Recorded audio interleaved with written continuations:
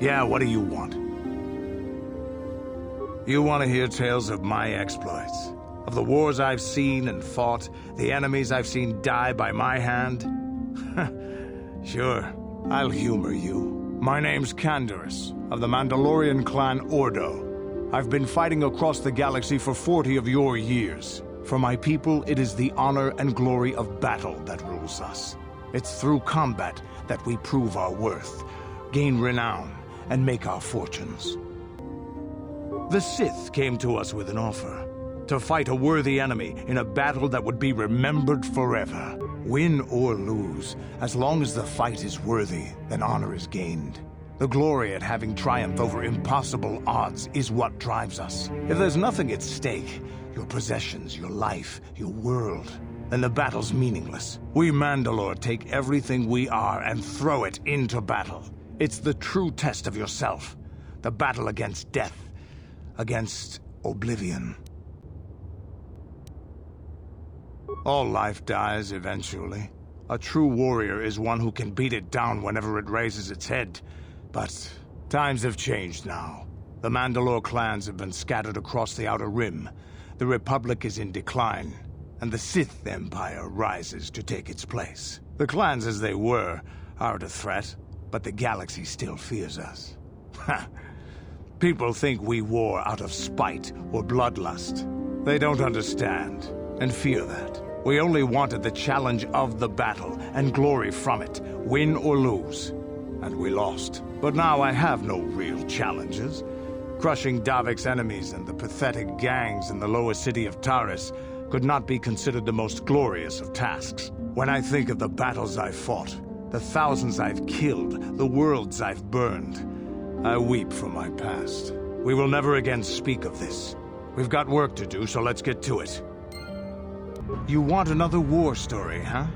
You want to hear about some other world getting wasted, eh? I knew you were the type. Your stagnant republic has never seen some of the strange creatures and races we fought on the Outer Rim in those years. And you never will now. If a world isn't strong enough to defend itself, it's basically forfeit.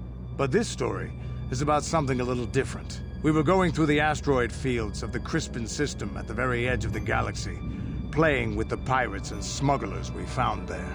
The main belt in the Crispin system consists of mainly small rocks covered in frozen methane gas shells, and the pirates were using them for cover. Ha! I remember using a thermal generator to cause the outer layer of one of the asteroids to vaporize in a picosecond. It blew out and shredded the 3 smugglers using it for cover. But that was a mistake. The asteroid I had targeted was smaller than most, maybe a dozen meters on the side. On the outside, it looked the same as any other, just a ball covered in frozen gas. But something must have been inside it, something inactive in the cold.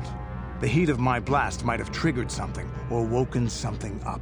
After I'd hit it, spots of light and heat appeared all over the thin shell, still covering it, evaporating the gases. What lay underneath looked like some sort of rocky growth. A deformed rock, pitted by scores of micrometeorite scars. I think something even older might have been inside that. Maybe, but maybe not. It started rotating faster and faster as we watched it. After a second, it started spraying fire, thermal projectiles that melted our armor like wax. We were caught completely by surprise. Before we could counterattack, it fled at an incredible speed. We couldn't catch it, but we could follow its hyperspace wake. We followed its trail as far as we could, heading away from the galactic core. When it finally led beyond the edge of our galaxy, we abandoned our efforts. Anything that wants to commit suicide in that great void is not worth our trouble trying to catch. That's the only story I have for now. I'll tell you some more stuff later if we get the chance. Is there something else you want to know? I don't have as many strange stories like the last one I told you, but I do have a couple about me and the stuff I've done. In one battle above the world of Althir, my unit managed to defeat a force of Althiri 10 times our own size. That battle gained me command of an entire subsect of my clan. Ha! I was the best. Except for Mandalore, of course. He was the only person alive except Revan who could have beaten me. For 5 days, they had managed to hold off our forces, keeping us to the outer rings of their world, preventing us from attacking it directly. My task was to assault one of their flanks with a false attack. The Althiri would be drawn out by the units I had sent in. Once they had surrounded those units, the bulk of my forces would attack from the rear and defeat them in detail. They weren't stupid. Stupid races don't make starships and weapons of mass destruction. But they weren't masters of the arts of war as the Mandalorians are. Things didn't go as I had planned. I saw an opening, a mistake they had made in the disposition of their forces, and took it. While fending off our main force, they had let their fleet split in two. The center of their entire fleet was left exposed. I turned my forces and assaulted the center of their fleet, decimating them. This is a chance given to a warrior once or twice in a lifetime. The chance to change the course of history in a single act. Their slow, ponderous ship could not turn to face us without being overwhelmed.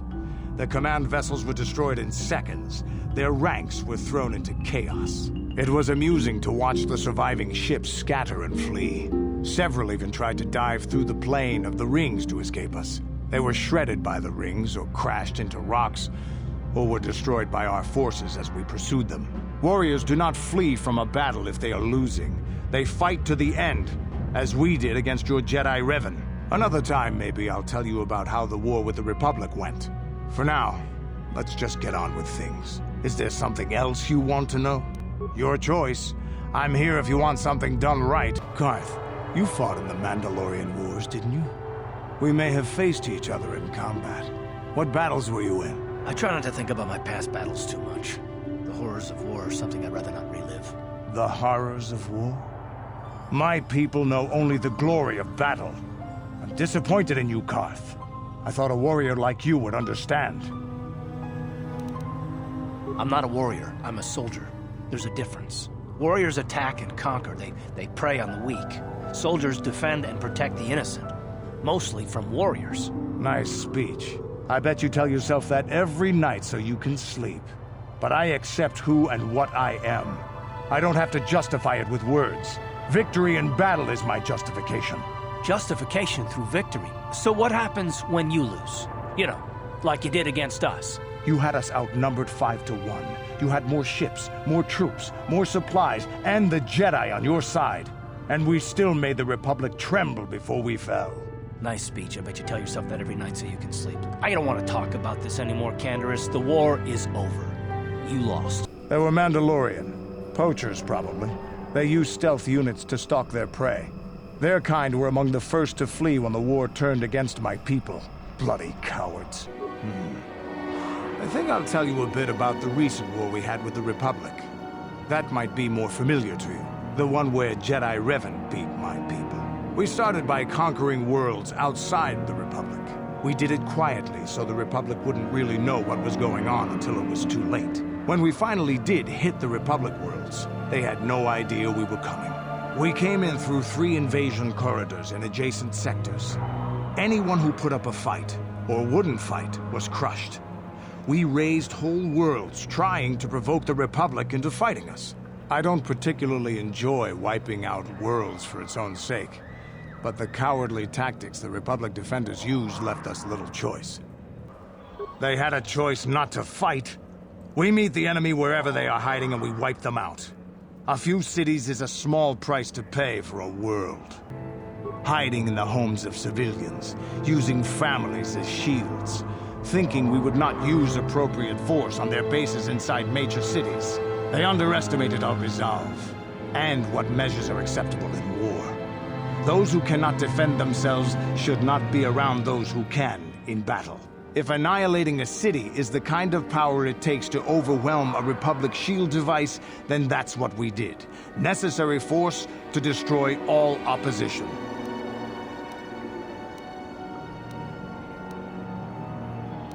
It's wrong to hide with shields surrounding you, hoping the enemy will be so good as to throw themselves at your feet to be slaughtered.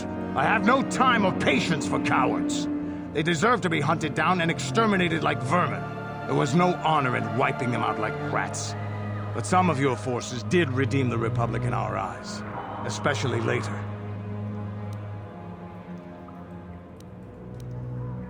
Later, when Revan had joined the war.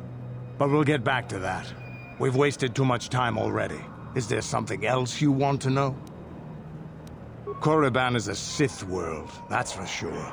I mean, just look at this place. Rumor has it that the leader of our clan at the time, Mandalore, did go down. They say the Sith performed terrible magics here. Do you have anything else you want to ask? Your choice. I'm here if you want something done right. We fought against the Republic forces for some time, over the course of many battles. At the start, they were not much of a threat to speak of. But once the Jedi Revan took charge, things began to turn against us. The Republic fleets began to use more than just basic tactics. Feints, counterattacks, mass deceptions. Revan was a genius on the field.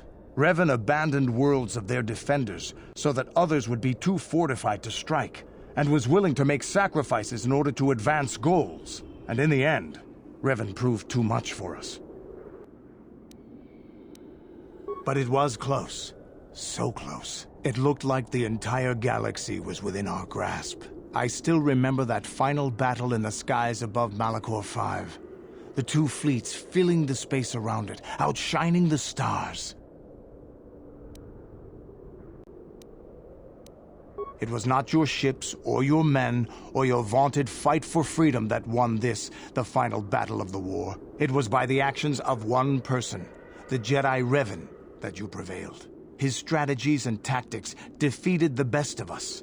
Even Mandalore himself was taken aback by the ferocity of his attacks, the tenacity of his defenses, and the subtleties of his plans. He fought us to a standstill, and then began pushing back. We really didn't have a chance. It was what we had wanted all along, in a way. We wanted to fight the best, in a battle that would be remembered for centuries. And we did. And Revan won. I don't hold a grudge against Revan, and neither do any of my people. It was the greatest moment of my life to be in that battle. If Revan had been a Mandalorian, nothing in the galaxy would have stopped us. But wishing for the past to be different is useless. Better look to the future, as we should now. We'll talk more later, I think. Is there something else you want to know? The war we had with the Republic was supposed to be the most glorious battle in our history. But it was a very costly one. I guess we didn't think of how much we could lose in it. There weren't many of us after that last battle. Mandalore himself was killed at the hands of the Jedi Revan. The best of us could not defeat him. After that last battle, those of us that survived were stripped of our weapons, our armor, and our basilisks. Revan's forces destroyed them while we were forced to watch. Those who hadn't fled earlier were left with nothing to call their own. No weapons, no armor, only the honor of having fought in the battle we just lost. For many, this was not enough. While the rest of us were sent into exile on the Outer Rim, they tried to relive the old days, raiding worlds. They're nothing more than bandits now.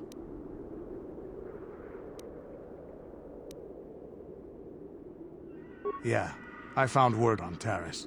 And forcing for Davik was not stimulating. The gangs on Taris and Davik's rivals were trash. They give no thrill in battle, no honor or glory in defeating them. It was like stepping on bugs. I sought worthy challenges, but the best that Taris could offer were nothing to me. But I think now, with you, I may finally find opponents worth fighting.